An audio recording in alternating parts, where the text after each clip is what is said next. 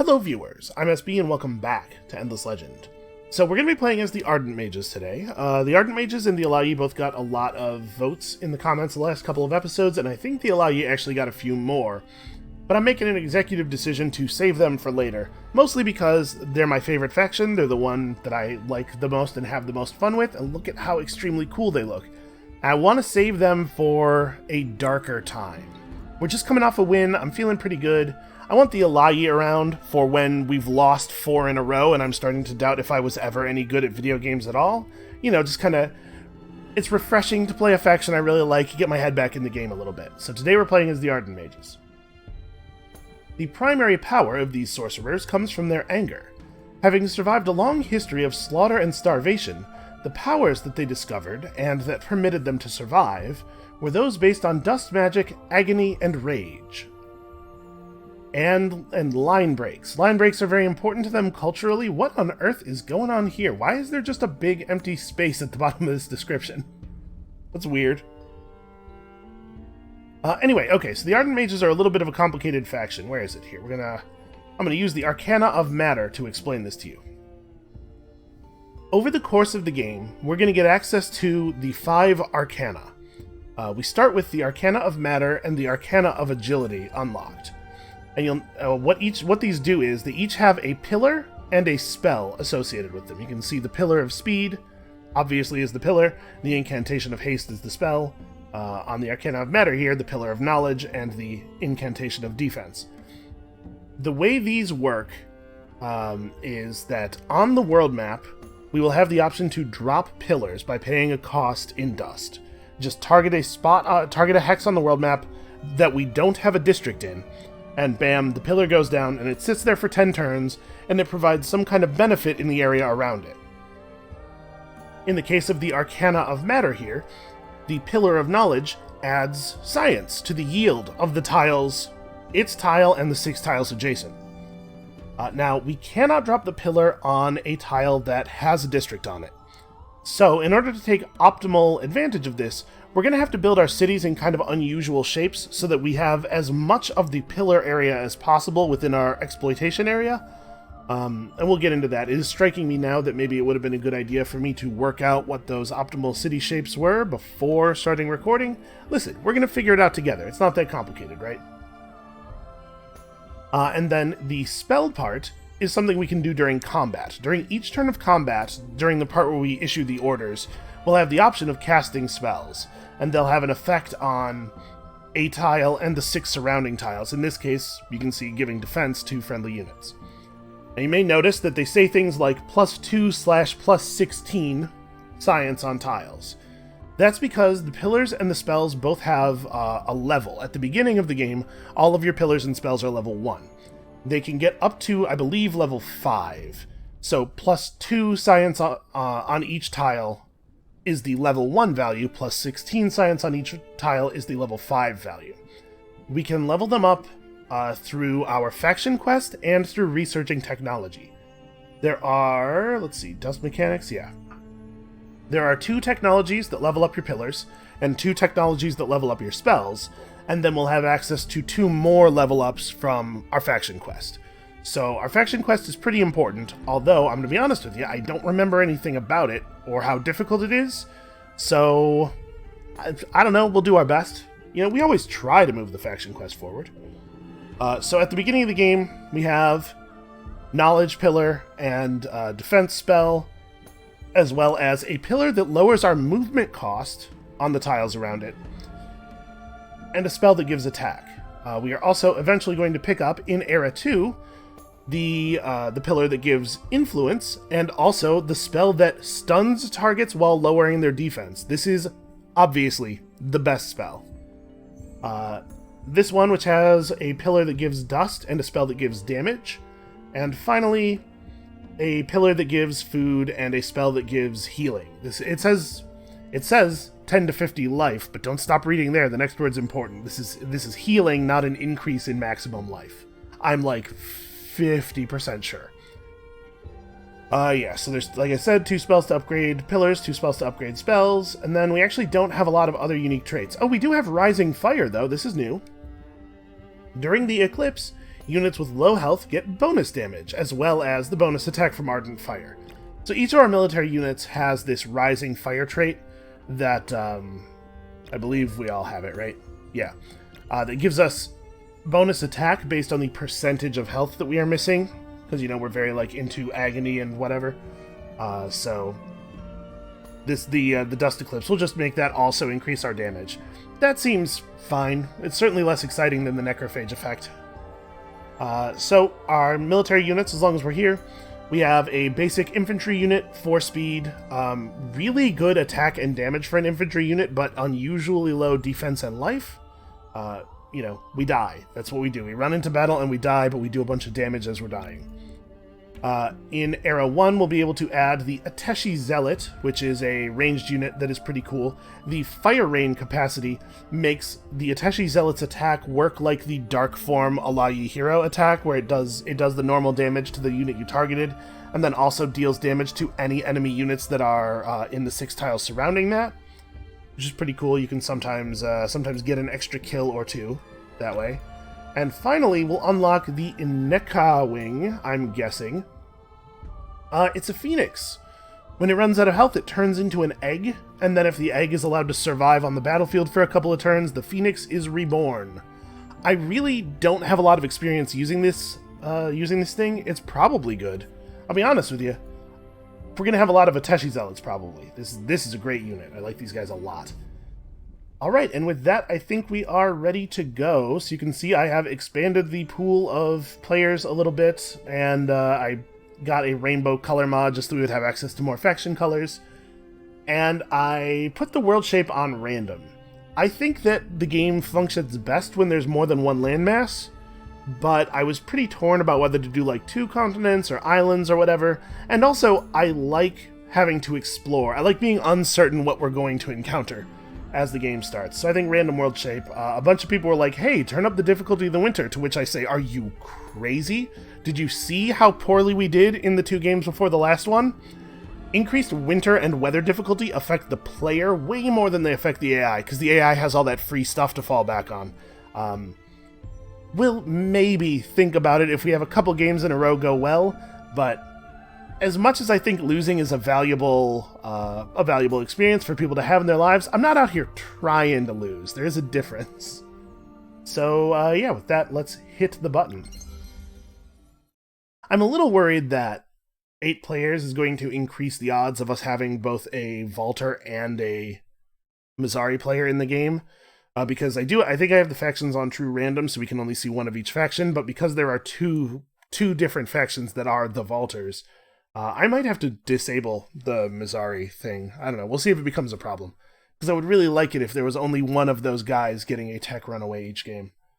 Or, you know, 0. Maybe we could have 0. Maybe we can get lucky and have a game that there is no Vaulter player in. Because there are 11 factions now? 11 or 12. Also, worth noting, because this game is unlikely to be a Pangea map, we should probably prioritize ship tech a little bit more highly. We're not going to know whether we're actually going to need the ship tech until after we should have researched it. So we're just going to have to make sure, like, to get boarding vessels relatively early on, and then we might need transport ships for our ground units as well. Depending on how large our starting landmass is, because we may be constrained in expansion by the ocean.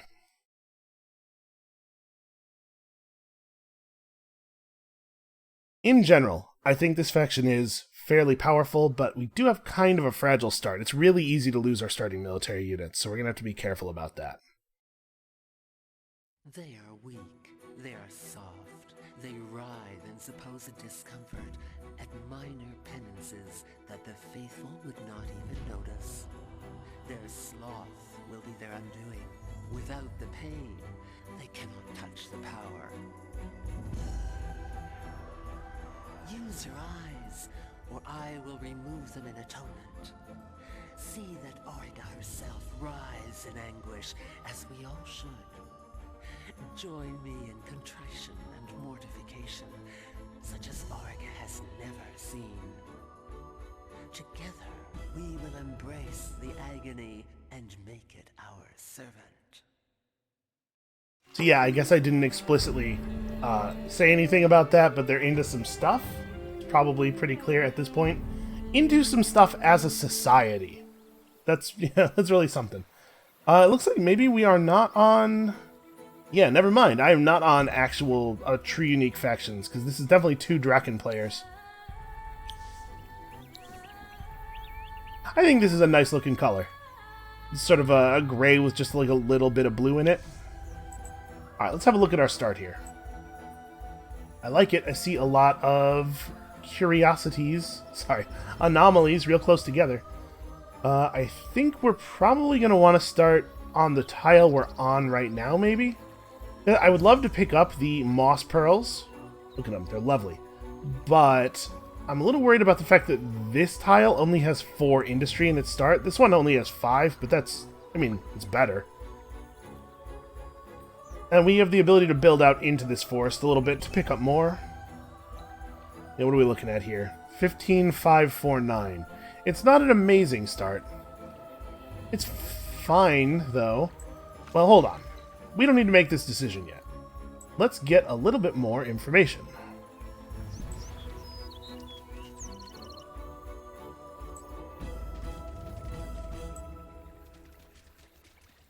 Ooh, I like that.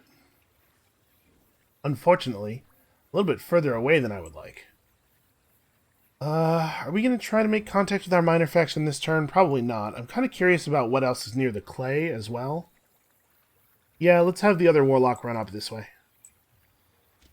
Not saying that we definitely want to change regions before the first settler or anything, just I want to know if that's a viable choice. Yeah, it looks like we're better off down here. See some Seratan. Yeah, I think we're going to put down right here. I think this is fine. I would like to go up there. That means waiting a turn, and unfortunately, not in a way that we can predict the outcome of, because if there's not another anomaly up here, then this is probably still better. It's a lot of food. Yeah, hard to pass up starting on this much food.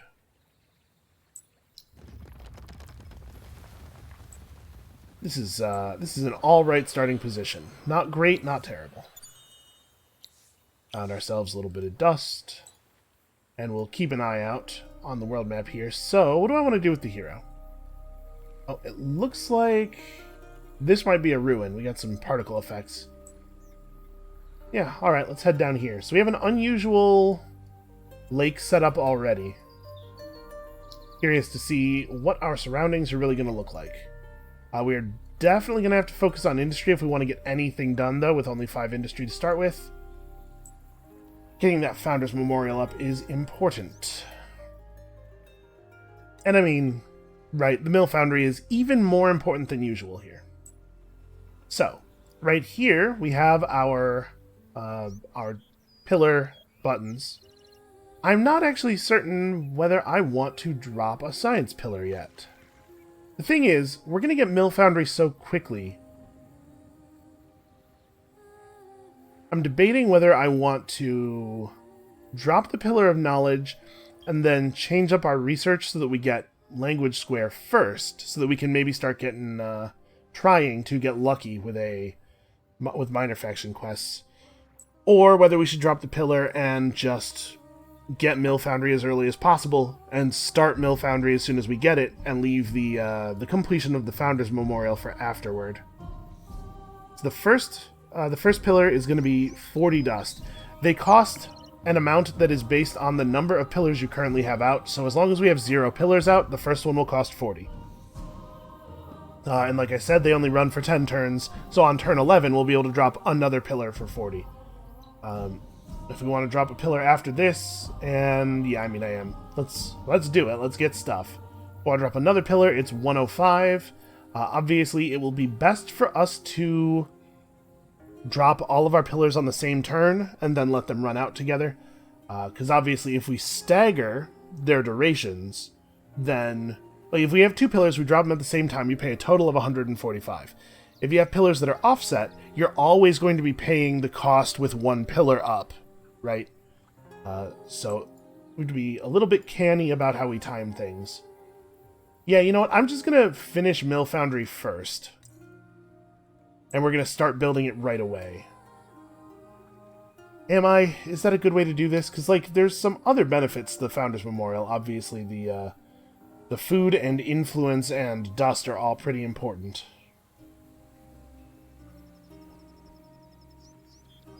You know what? Let's pick up Language Square first. Let's really commit to the minor faction game. Basically, this is a gamble. Oh, hey, the first step of our faction quest has us parlaying with villages.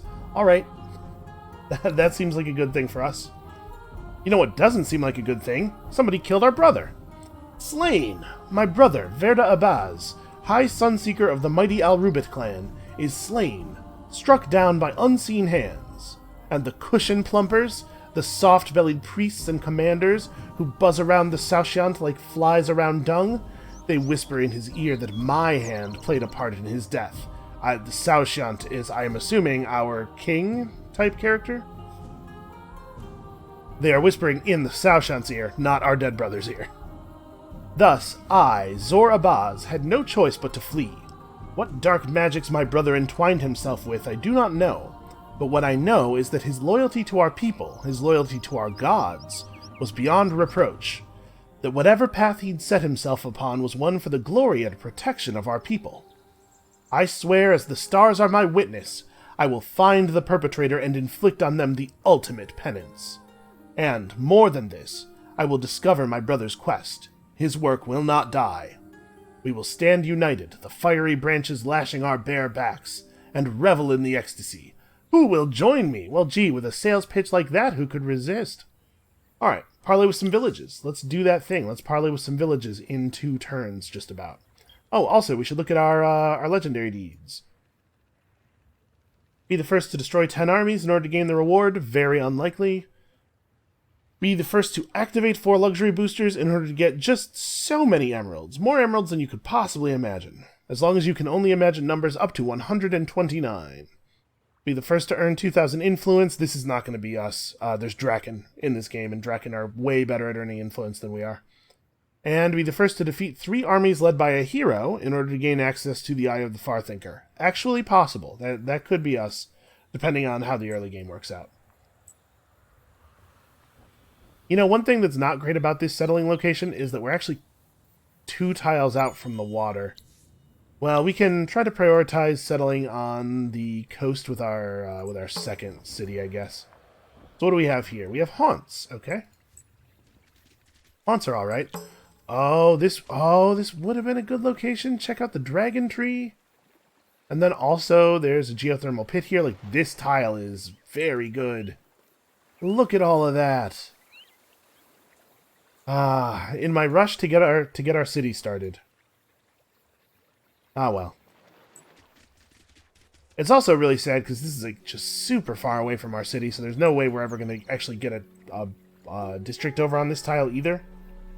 To be fair, if we had started our city here, our expansion prospects are pretty poor. This is the kind of situation you want to put your like 4th city in, a city that you're not going to expand too much. For your first city, you really do need some room. Ideally, you want to need some room, I guess is a better way to put that. Let's go up here. So we have a village, a couple village of Kazanji nearby. Got some rust stalks, or steel stalks rather, near a river. I like that. Gonna be keeping our eyes out for good settling locations.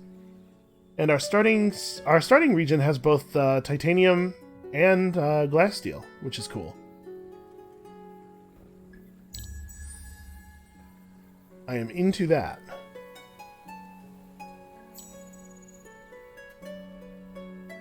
Alright, we're going to have our hero just hang out here for the turn, ready for Language Square to complete on the next turn.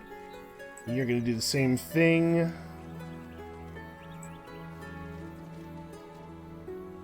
Got some Mycordia up here. So I like this as a place to settle near our city, but I'm wondering if we might see something a little bit better over this way. And we're just going to make sure everybody ends their turn adjacent to a minor faction.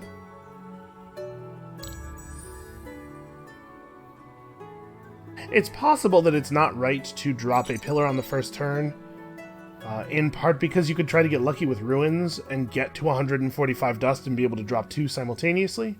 I don't know. Alright, let's have a little chat here. What do you guys want? 8 gold. Well, that's inconvenient. What do you guys want? Oh yeah, we did this. We got 15 glass steel. There are rumors of rogue troops nearby. Search the ruin marked by rays of dust, and yeah, stuff will appear. Okay, so we'll do that. Colonize our region to get wine. I do like that. That's pretty encouraging. So, I mean, we could prioritize settling this region. That could happen. It is a 3-village region as well. Oh, man. Yeah, if we could get this region under control and get 3 points of early population for free, that could be very powerful. Tribe has informed us that there's a Gelderous village in Barians that we must destroy. We don't see Barians. Well, you know, I'll keep it in mind. We'll have a look around. Kind of think we want to go this way with this guy, because we're going to head over here with our hero to search this ruin anyway. If we colonize this region up here, we could get even more blood crystal. There are enough engravings and diagrams around this ruin that even an idiot could understand it. Somewhere in the region, an enormous chunk of glass steel contains a beautifully forged weapon. I mean, I'll be honest with you, I'm not super excited about that quest. So our hero walks back. I'm thinking maybe we attack. Haunts are relatively tough. But what I'm thinking here is that we're quite unlikely to get the gold that we would need. Yeah, we'd have to get lucky and find gold somewhere. But we could just take the village out right now and not have to worry about it spawning garbage on us later, and then, you know, eventually rebuild it. I think that's what I'm going to do. Should be pretty easy since we get to attack it in range of our city. We just have to be careful not to have our hero die. That's all. They only have 1 tile where they're allowed to start units, so only one of them gets to be on the field at the beginning of the battle. Okay. This is fine with me. He only has 2 move. And of course our hero is that Ardent Mage support hero that we're familiar with, so she will be trying to buff people constantly instead of doing her rightful duty of committing murder.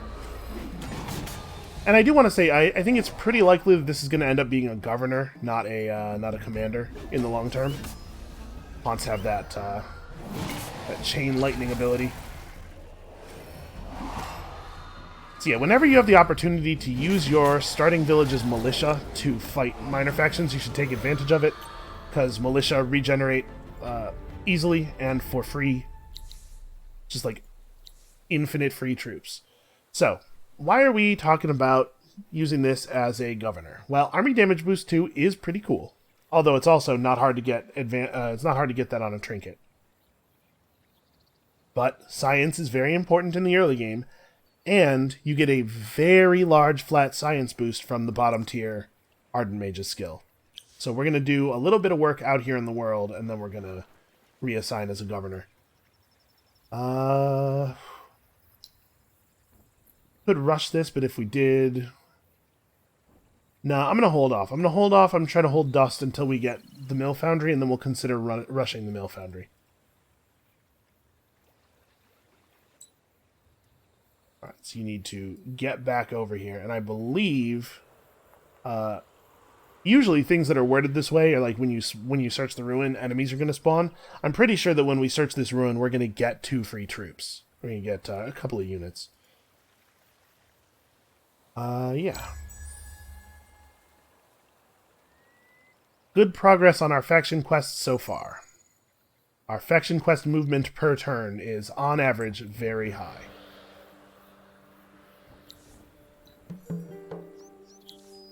Alright, we did it. We've got some guys. We found believers hiding in the villages, and our numbers are bolstered. More than this, some even claim to have knowledge of my brother's death. The truth is, we were growing slovenly. Turning away from the caress of thorn and whip and fire. Turning away from the old gods. turning away from the very pain that gave our lives meaning and power. I was disgusted by our failure, my brother even more so. We didn't see eye to eye on all things, but we saw eye to eye on that. He was searching for something that might arrest our fall and restore our convictions. What, I don't know. Whenever I pressed him, he would say, "Sister, the truth lies in shadow. When it comes to light, I will tell you all." He was taken in the final contrition trying to learn that truth. I have talked with one, a man named... Okay, that says Fizzilt. My eyesight is not what it used to be. Who claims knowledge of my brother's death. He tells me that shortly before Verda lost his life, he was often seen traveling an ancient road that joined two ruins, those places where the dust whispers. Many avoid this land's old places, believing them haunted by long-dead spirits. But perhaps my brother had found something important there. The only way to know is to search the ruins. So start searching the two ruins indicated on the map. One of them is way over there. Hold on, let's pin this quest. The other one's right... Okay. I can certainly do that. And so we've got a couple of Ateshi Zealots, a couple of ranged units. Our army is pretty okay for this point in the game. I'm going to have these guys handle this. Searching these ruins has led to a dead end. Oh no.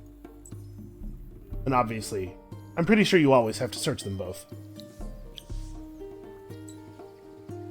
Okay, what else is going on up here? There's some pretty good anomalies around here. Also, we got Lust for Loot. Okay, this is very, very good for us. So, hold on a second. If we were to settle right here, it's pretty good. It's pretty okay food because of the river. It is only 6 industry, but that's more than we started with in our capital.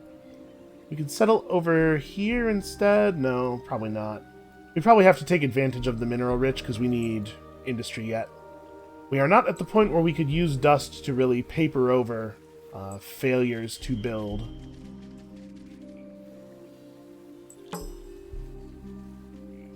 Alright, we get a couple more quests here. So obviously, my plan is to use our hero to rush through Lust for Loot as quickly as possible, and then we can talk about reassigning as a governor. Already spoken to that minor faction. So we'll probably reassign the hero to this army next turn. But right now, we should focus on getting vision of new tiles, and this army is actually going to go for the ruin.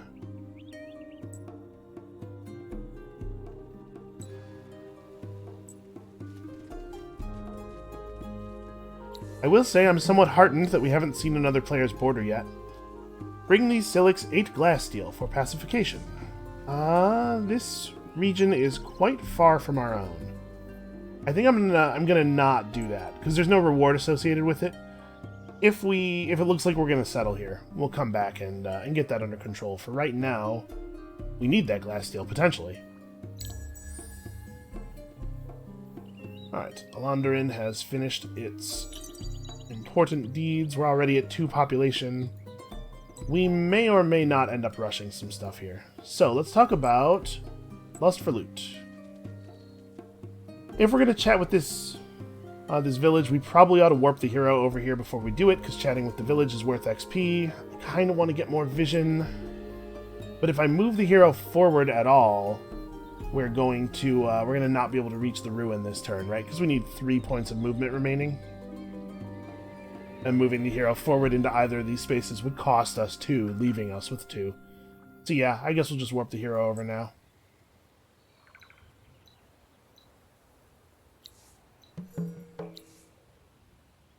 The sisters would like us to parlay with 5 minor factions. Well, you know, I'll see what I can do.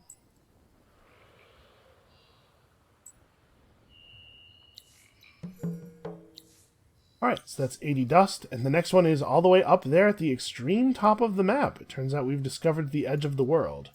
There's another player. We've also discovered 30 additional dust. And that's just glass steel up there. Still, not bad. So, obviously we need dust to keep our pillars running, but also I'm wondering if maybe we should just rush this out and then get to rebuilding our haunt village. This is 6 industry plus 15 industry. This is going to be like... This is a 50% increase in our ability to build stuff. Actually, then we got to work on a settler, probably. We need to get this region under control. So I'm kind of two minds about the early settle. First of all, I love the idea of getting this minor faction under control right away and using the extra population we get from 3 pacified villages to power this city up. But also, there's definitely an argument that you maybe want to try to hold off your settles around your empire plans. By which I mean that settling a city now is going to double the cost of our first empire plan. If we were to settle on turn 20 after paying for our empire plan, we would get 2 cities worth of effectiveness for 1 cost. But I think we have a situation here where it makes sense to expand quickly and aggressively. So let's do that. Then. You guys should probably parlay with this minor faction because that's worth progress toward pacifying the sisters. Also, these guys will give us 10 Titan bones if there's no army in this region in 5 turns, which could happen. If it does happen, I won't have anything to do with it, but they don't know that. Is there a cliff between these tiles? There is not. You can go over here and grab this ruin. Okay, at some point we will get 20 influence for free. Neat. So it looks like these 2 are going to meet up. Which is fine. That's not a big deal. Actually, that might be preferable. Or, you know what? I'll just have this guy continue this way and we'll explore down here. We are paying extra dust per turn for having 3 separate armies instead of grouping the units up. But hopefully the ruins will offset that. Okay, so now in terms of building stuff. Researching stuff to build. We have 7 to 27 turns before the winter. We could go for cultivation and hope that we get some seed storages up before winter. Or we could intentionally wait on this. I'm more inclined to do that, I think. Why don't we grab Public Library and then Empire Mint? We're just going to really focus in on this pushing science thing. Okay. Yeah, I think that's good. So we have some walking to do, unfortunately.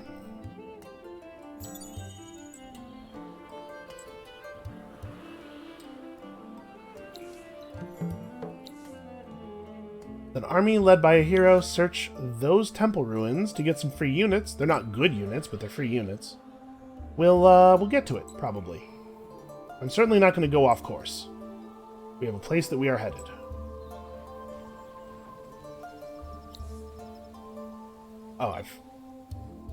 Oh, this is one big region here. Okay. 2 gold deposits in it. That's interesting. Also, this is the 3rd village. What was the quest that we got from the Seratan? Is this Barians? Yes, it is. Okay, that's interesting. I mean, pacifying a triple village region near your capital is always potentially valuable.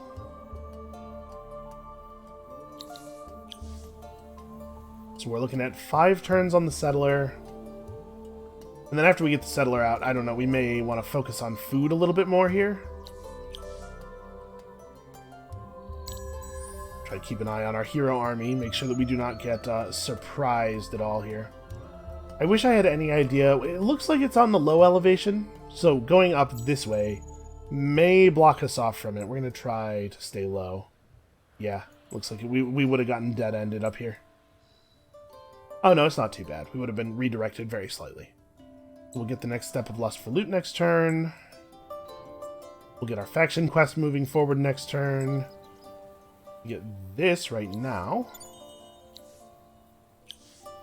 It is a little bit of a shame that this is a Gelderus region. It's going to be tough for us to kill Gelderus with just 2 Ateshi Zealots. Difficult enough that, like, probably we can't.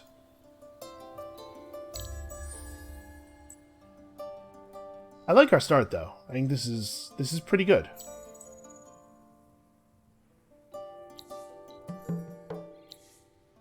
Alright, so we got 15 glass steel. There's 10 quicksilver. Way over here. Okay. That's really far away.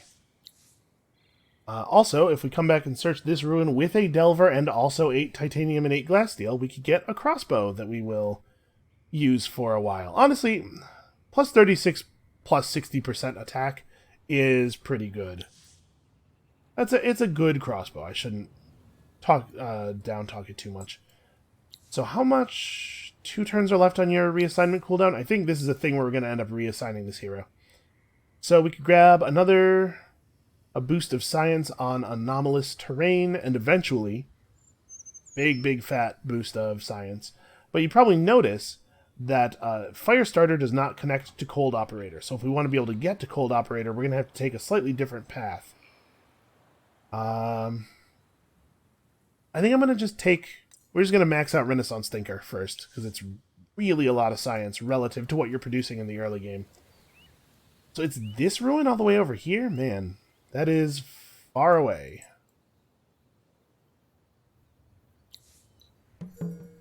Uh-oh. Got in a fight.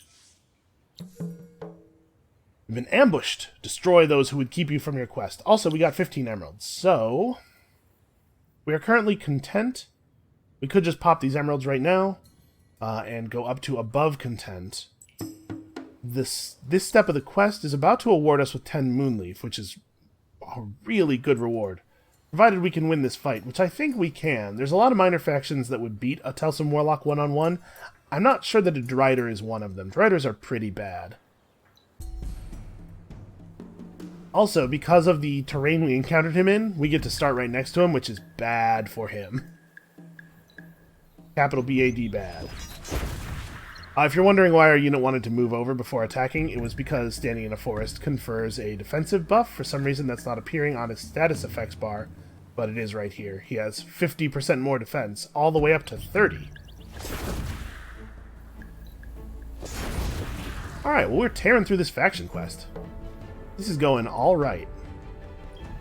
So, we're going to pop this right now.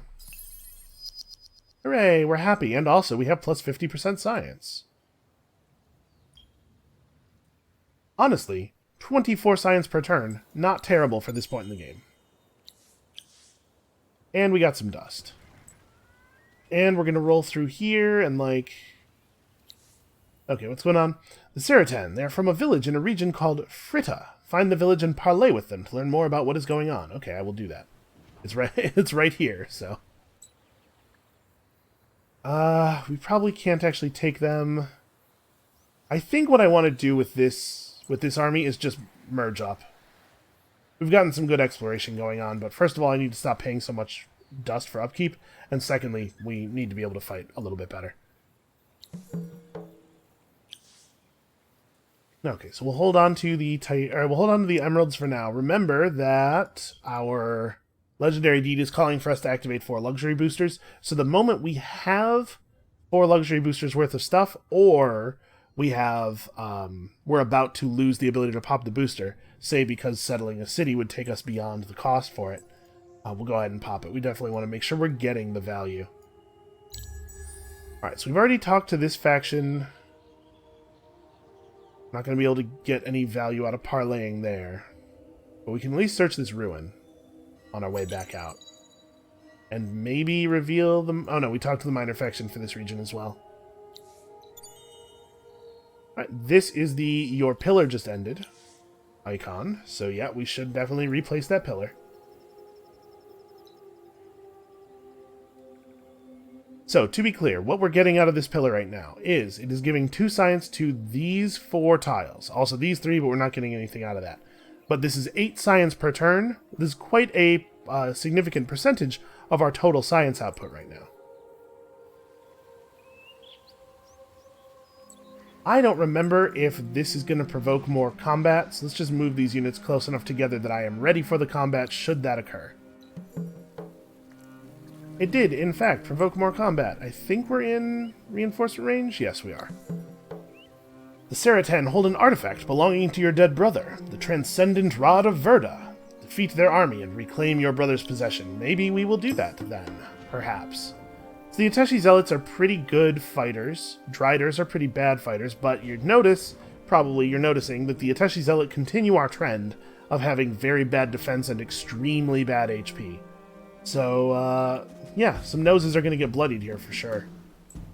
Why don't we... Oh, this actually is really bad. We're going to have a hard time getting to them with all this wooded terrain. Probably what I want to do is stay back far enough that they can't attack me this turn. So this guy's going to get to here. I'm going to be there. And we're going to not move forward right away. We're going to let... shoot. I was kind of hoping that we would be slower than they are. Well, I can let them move forward once. Yeah, everybody just stay put for a turn. We'll let them move forward once, and then we'll be in range to shoot them.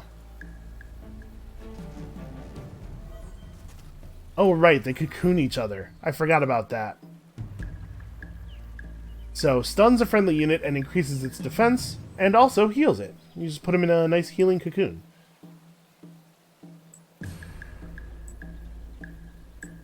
So we're actually only going to get attacked by one unit here no matter how we do this.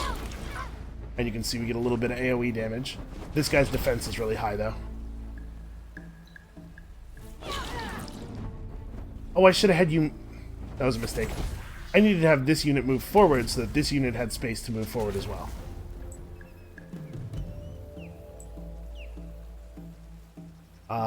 This is... we're probably going to lose our Warlock. Definitely want to attack from that spot. You want to... Unfortunately... Oh no, you'll be able to move forward. Yeah, you won't be able to attack. I screwed this up a little bit. We're going to lose a Warlock that we don't have to lose. We definitely want to stand in between them so that we do the maximum morale damage.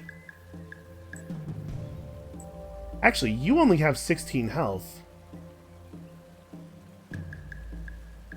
Deals 50% of damage to opponents next to the target. If we both attack this one, the overflow damage may be lethal. It depends on how we roll on the combat table. See, that's not what 50% means. 28. 7 is not 50% of 28. But I guess we can just keep focusing on this guy because the AoE damage is going to get that kill eventually. Okay, well, not ideal. I'm not 100% sure that our other guy would have survived, but he might have survived if I'd played that a little better. You can't expect a Telsum Warlock to survive, though. That's not really what they do.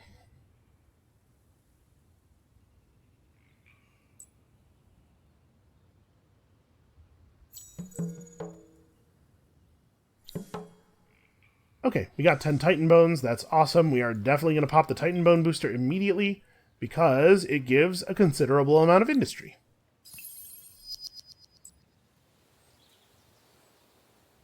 Okay, this should be a very easy kill. You guys, I suppose we can go this way. Try to find some more ruins. My plan is still to use this army to get to that ruin and then reassign the hero. Maybe that's not worth it. Because we do want to reassign the hero to the city soonish, right? You don't get to attack this first turn no matter what, but you can.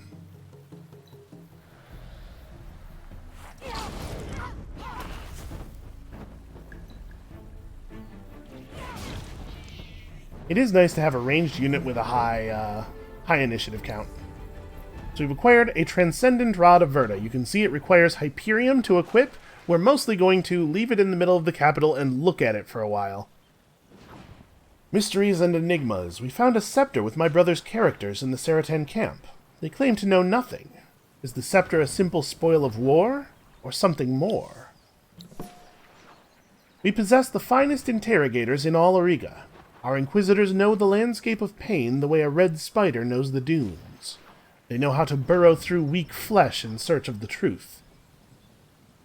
That my inquisitors learned little from the prisoners tells me that there was little to know. Search the ruins, they were told. Safeguard any trinkets you find, and smite any who follow in your path. Who gave them such instructions, and for what ends, remains shrouded in darkness. Pure rage, pure violence, isn't always enough. Sometimes the mind can see further than the eye. And now I wonder what other traps my brother's enemies, my enemies, have laid. There are many other villages in nearby regions, thus many other potential risks and traders. We must find them, speak with them, and ensure that no other traps have been laid that may catch us unawares. So if we have at least 5 pacified villages, we'll get some wine. That would be a cool thing to have. Unfortunately, it is not possible for us to have 5 villages pacified within our empire, within 2 regions. Because a region can never have more than 3 villages in it. We'll have to go to 3 regions to get 5 villages, which unfortunately means that the 15 wine we get from this will not be enough to pop a booster, because at that point our booster cost will be at least 20. Oh well. Alright, so you need to get over to this thing. Have we spoken to this minor faction? I don't think we have. We're going to go this way.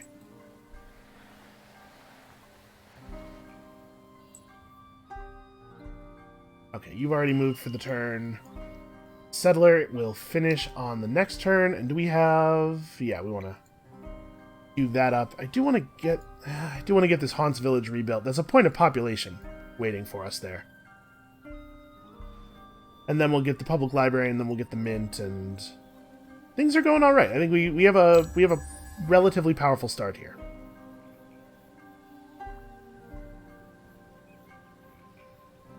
These guys are actually pacified already, so never mind what I was saying about talking to them.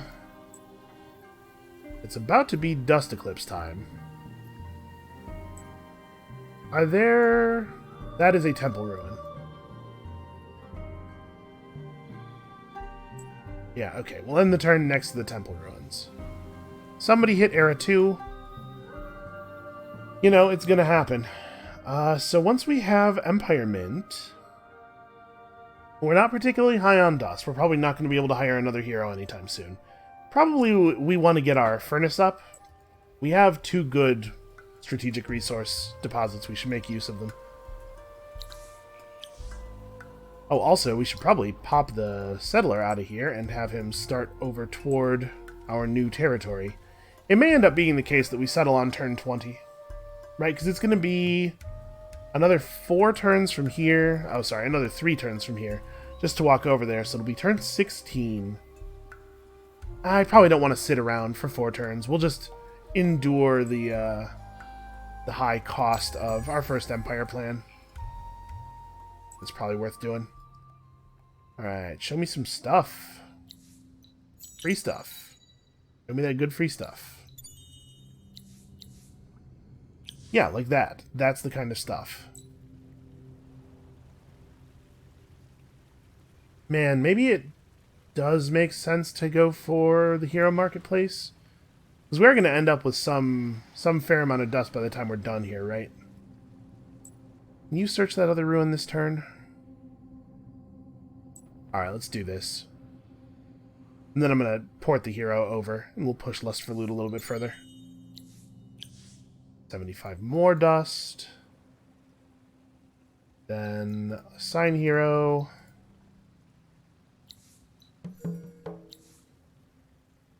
Okay, within 6 turns, if I search here... Interesting. That's less than 6 turns away. We could do that. Also, we got 10 Quicksilver there, so we are going to pop that Quicksilver, both because that gets us in range of the deed, and also because it gets us to 90 approval, which means we are now fervent. And we're going to pop this because that's our 4th luxury booster, and it gets us 135 emeralds. I don't even think we want that. Like, we don't really want emeralds that badly, but we sure can get them. Why wouldn't you spend 15 emeralds to get 130 emeralds? Or 10, rather. We only spent 10, even. That's just, like, just good math. If I know anything about math. And some would argue that I do. So the Dust Eclipse, we have no idea how long it's going to last. But yeah, we'll get down here within 6 turns, no problem. And then after that, seriously, the hero needs to get back into governing mode. What was the final reward? I did look at it, I swear, but I've already forgotten. Glass, steel, and gold. Man, really love to give us glass steel. Okay, so now that we're done with all that stuff, do I want to start focusing on food? It takes a turn off the birth of our next settler, but it also adds a turn to the repairing of the haunt village. And I mean, we're building a population here, so I guess we may as well stay on industry until that's done at least. And I guess we could be saving all this dust just for pillars. We do also need to expand our city at some point here. I don't know how much dust eclipse we're going to get, but I hope it's enough for me to get down there and search that ruin before it ends.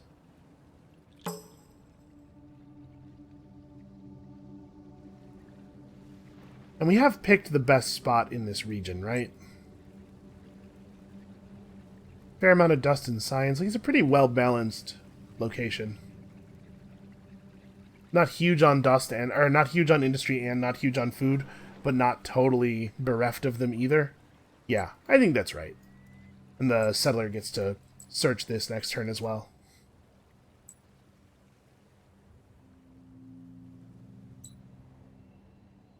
Alright, you guys. Totally forgot about you. We can go and search this. I'm in no hurry to meet our neighbor. Alright, that's an attack conflux. I was really hoping to find a movement conflux around here somewhere.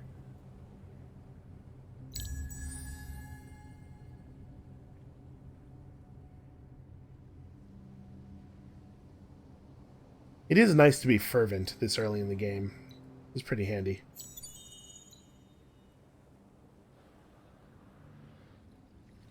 Okay, so you guys get to search this.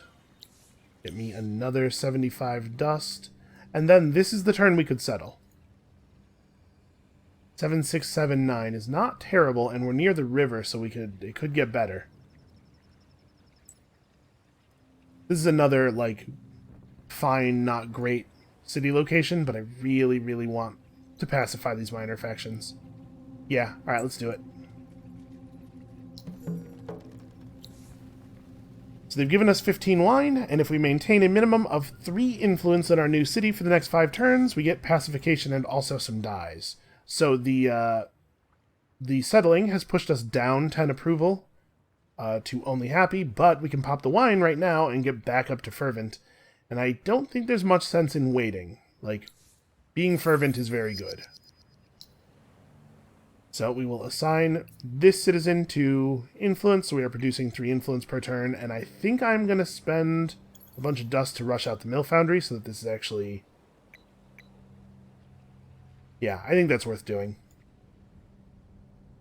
I know, we need dust for our pillars as well, but I think that was right. We should definitely come down here and grab this temple ruin.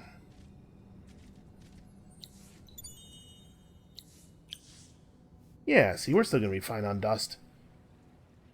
You know what? Let's put Mercenary Market on the list. We may actually be able to take advantage of that. And we're rapidly working toward gaining a ton of science per turn. Right? We're going to get 2 libraries, and we're going to get our hero actually into our city.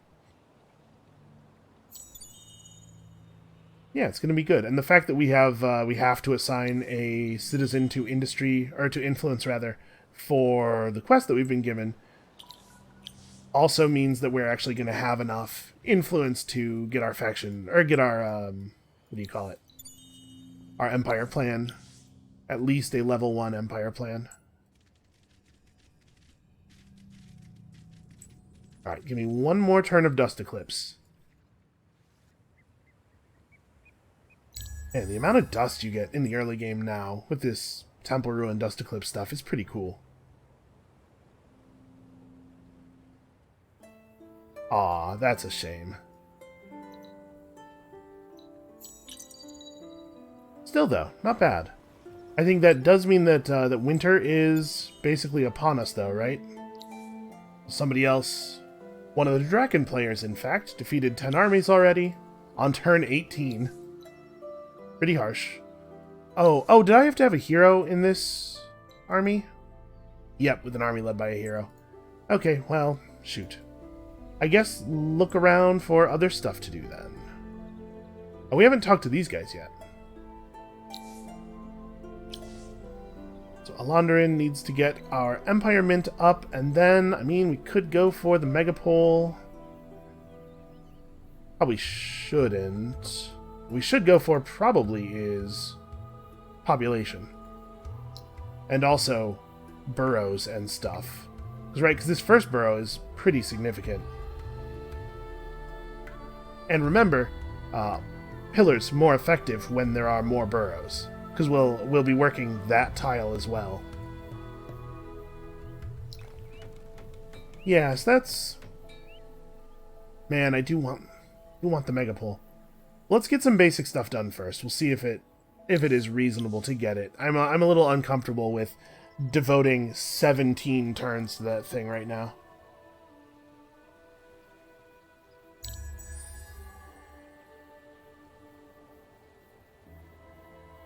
Yeah, we're totally going to get a hero, I think. Spending dust with these guys is always tricky. Alright, 15 gold, 15 glass steel. Pretty alright. And then, I do believe it is time for another 16 science. So what's after this?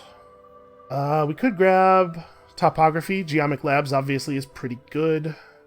I believe it does increase science on tiles that only have science because of the pillar. Pretty sure it does work that way.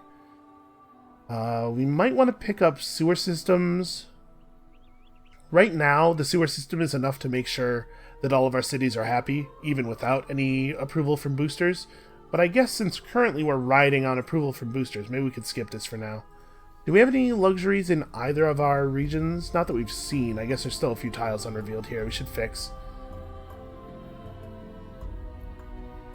And Barians is going to be our next pickup, probably. We could just go straight to Fritta.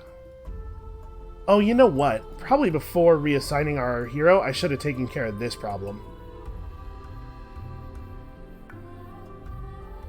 Honestly, I'm not even sure we could have. This is a real issue. Gelderis are pretty scary. So what do I want to do with these guys? I guess get back out here and search those ruins. Then again, we're about to pick up a hero. It might be a combat hero. You know, maybe we could still deal with this. Because if we can pacify the 3 villages in Fritta that way, then obviously that's our next settle.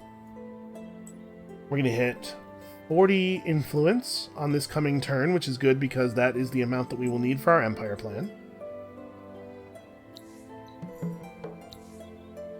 Assign 2 units permanently to the Herna village. So if I come here with 2 units, I can just basically sacrifice those units to get control of, or to get 80 dust and the next step in this faction quest.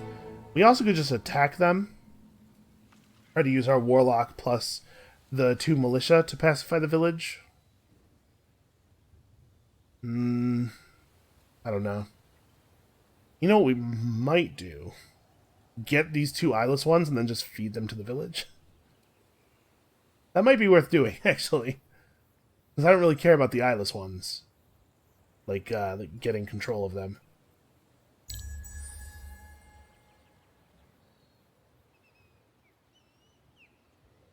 Let's see what the current cost of a new hero is. Also winter. What a time. We knew it was happening, but still I'm upset. What have we here? Nothing. Cool. The Moonleaf has ended, and with it, our... Nope, not our fervency. That's right, we have wine. Well, we're definitely going to take plus 20% science on cities. You know, we have a linear here. Let's lean into it.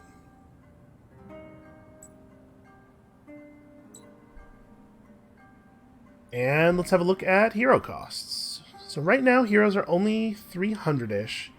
I mean, that'll leave us with enough dust to run 1 pillar again. It's probably fine. Let's see what we got access to here. Industry boost. I do like industry boost in general.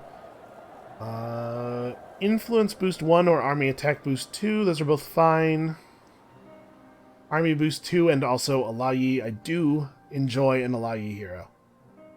Pali Inoa is Initiative Boost 2 or Influence Efficiency 2. Pretty unusual. Efficiency is the version of the thing that boosts the amount of influence, the amount of the stat produced by influences.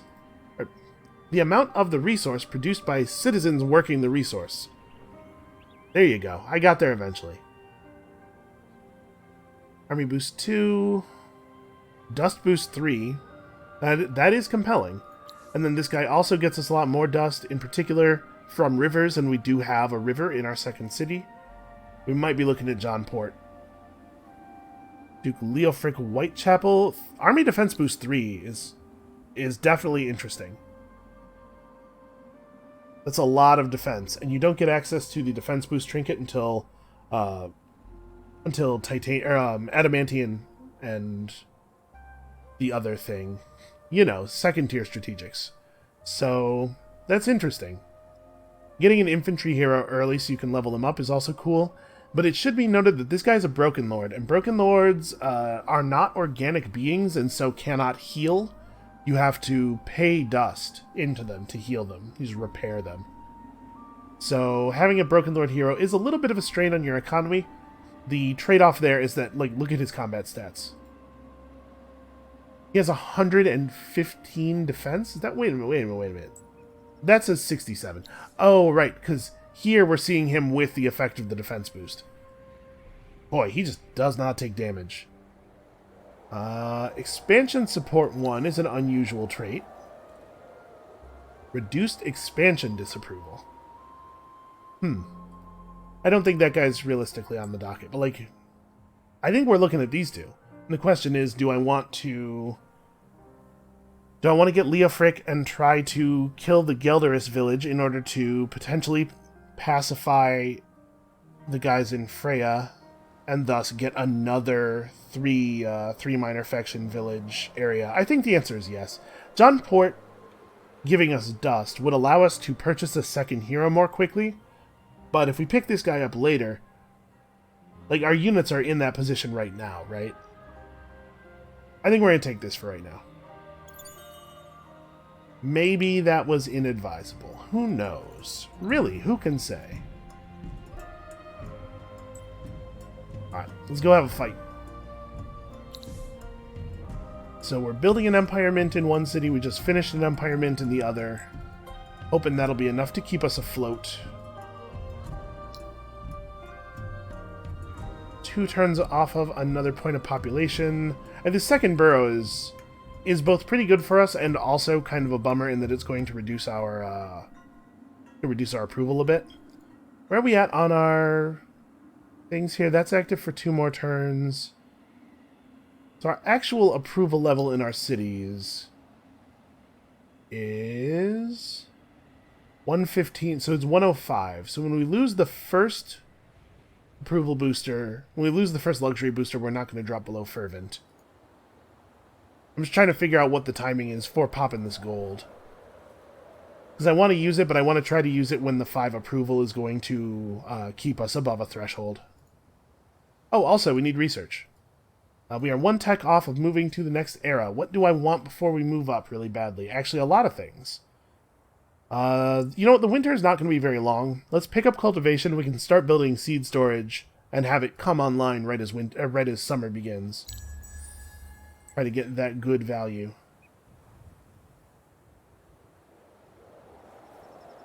And we gotta get some dust, because we have to replace that pillar. Oh hey, we did this. So we got some dye. Unfortunately, I just saw a minor faction army there, so it looks like we did not get this done in time. But look at that, all that free population. Yeah, we're gonna have to deal with them eventually. For now, let us focus on more births, because we don't have anything that we need to build super desperately here. I like this thing where I get to get a ton of population for free. We should start every game this way. Alright, we do have to remember to pick up some pearls. But also, we're not being pressured. I bet what has happened here is that we have been placed on a medium-sized landmass with one other player. And that somewhere out there there's like 4 other such landmasses, or 3 other, rather, such landmasses. Alright, let's have at 'em. Boy, I hope we can actually do this. I'm going to be a little bit careful.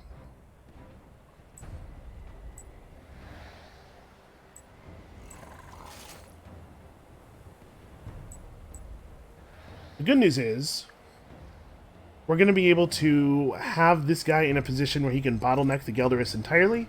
The bad news is Gelderus hit hard. He has 115 defense, though, to their 42 attack, so they're both going to hit for half damage, probably. Still, it's a lot. Alright.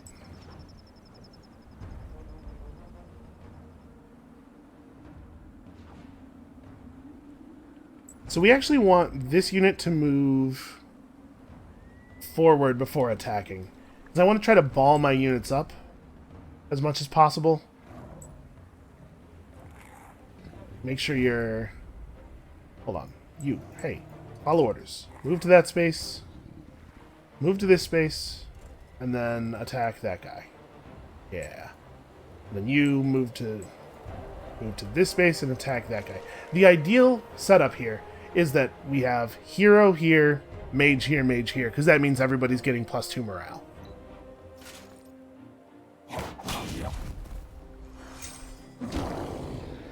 Okay, good 0.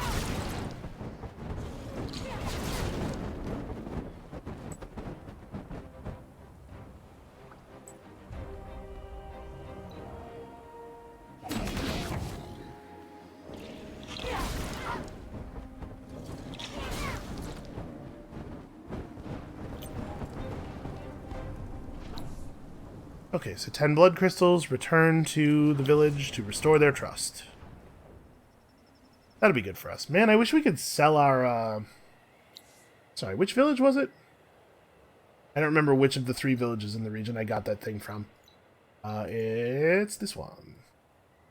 Okay. Well, it would be cool if winter would end. That would speed the trip up a little bit. I'm wondering, like, we need to start making a settler for the region as well.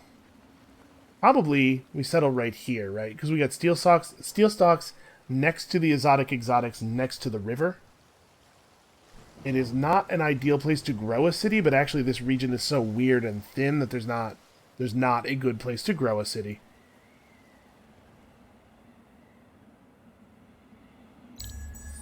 On the whole, though, I think we're in good shape.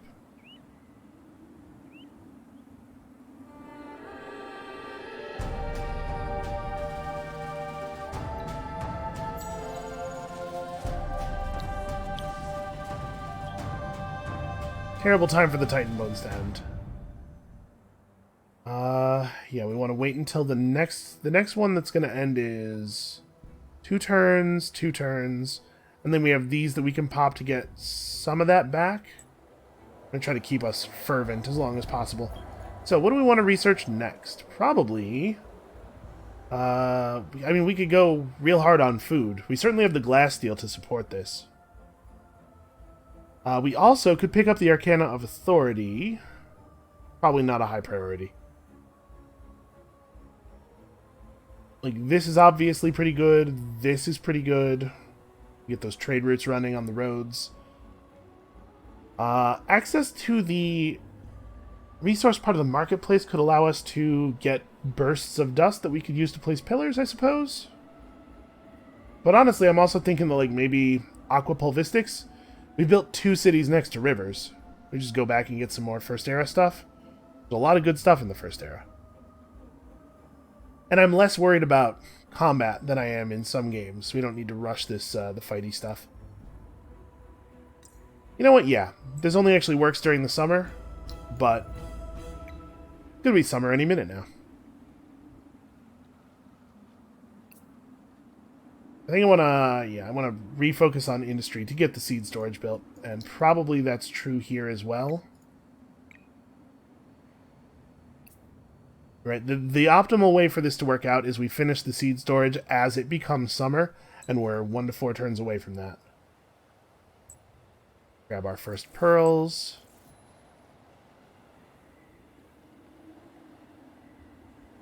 I think we're just going to keep losing dust until winter ends.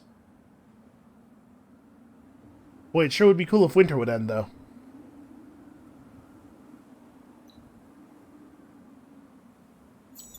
Oh, it looks like it may have. Nope, the wind... all of the wind effect disappeared from the screen, and I thought we had gotten lucky. Right, for some reason, all of a sudden, we are positive on dust.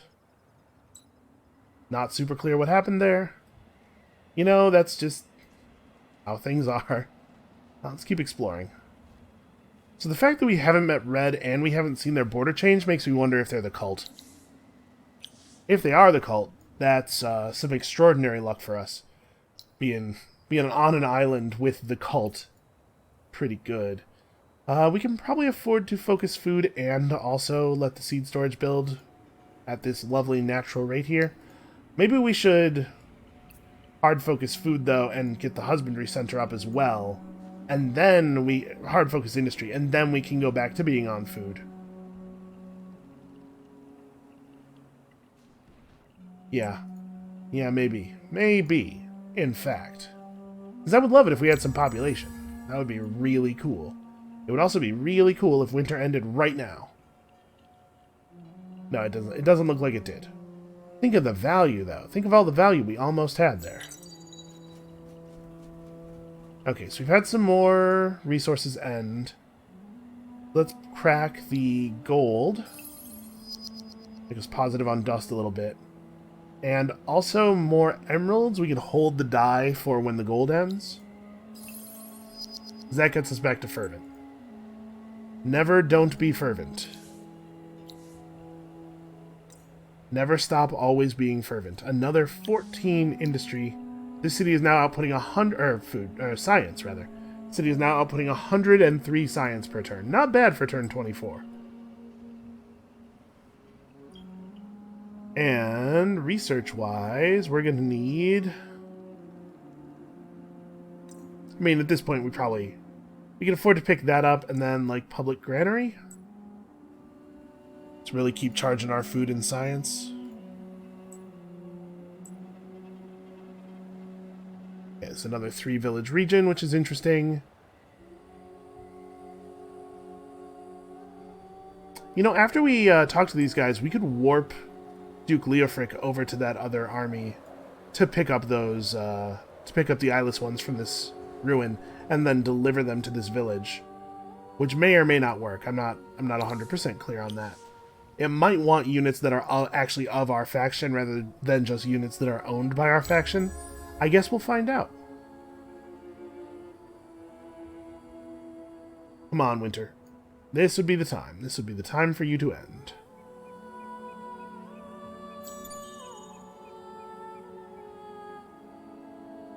Terrible. Terrible stuff.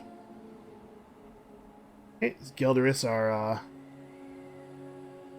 Okay, I was going to say, don't you dare stop moving there. So the winter was actually the maximum number of turns. Just really annoying. Very annoying thing for to have happened. Okay. Ah, and that was our 5th parley with a minor faction. Cool. We got ourselves 15 emeralds. Man, I was so worried that I wasn't going to be able to find a way to get emeralds. Let's warp our hero over to here. We'll also increase his level. So yeah, obviously we're headed to reinforcement positions as quickly as we can get there. Alright, we did that thing. If we return to the initial Eyeless Ones village after leveling these guys up to level 2, we'll get pacification on them, but I honestly don't care about that, like, at all. You guys should get in this army so that you're not costing me quite as much dust per turn. I was really hoping we were going to find more dust in there and get to 145, because obviously I want to put up pillars. Well, let's get the dust dredger. The Dust Dredger does not have an effect during the winter, but we know that the winter is going to end, so this is going to be 4 dust for us. And then, actually, we need to make a settler. Yeah, and I think I want to do it here, because over in Elandrin I want to start putting people on food. Okay. Let's see if I'm allowed to donate these Kekators to this village for this quest, and if I am, then I'm pretty excited about that, and if not, then oh well. Not a big deal.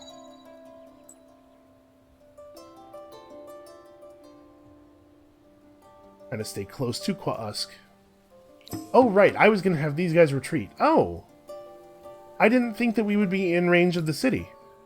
My whole plan was to have them fall back so that we could get in range of the city. Well, in this case, I'm ready to fight.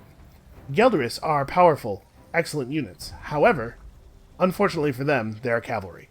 So, we're going to lose a zealot here, though. 1, 2, 3, 4. Yeah, I can't actually get... You know what? Because this guy has to go 1, 2, 3... No, he's got range on us, too.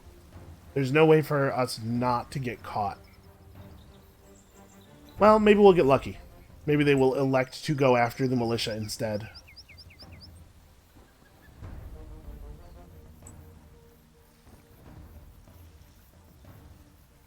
Make sure you move. If you haven't been attacked, make sure you move before attacking so that you're not blocking that. There's a version of this where they just attack us both on the reinforcement spots, right? I'm going to have us try to fall back. There's no way I won't be able to attack this dude from there. And I'm pretty sure you still get the morale bonus even like up cliffs and stuff. Yeah, he goes for that. That's pretty predictable. He almost died. Oof. Well, the good news is they're not particularly hardy. Let's see, this guy could run over and kill. Nope, never mind. Wanted to suicide. Well, that worked out pretty well, and that's 7 XP for our governor. Nice little boost. So yeah, this region is now quite valuable. We're going to grab this with that settler, and we're going to do one more turn here. What are you going to do now? You're going to go this way, because there are ruins to be had. Also, apparently there was a pearl there.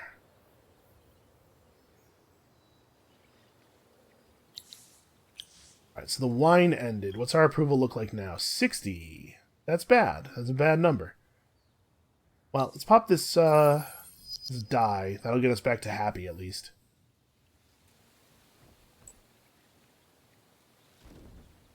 Yes, you're very impressive. We're all so scared.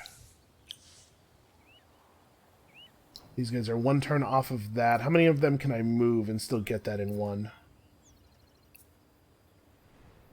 Okay. Going to be a bit of a food focus here.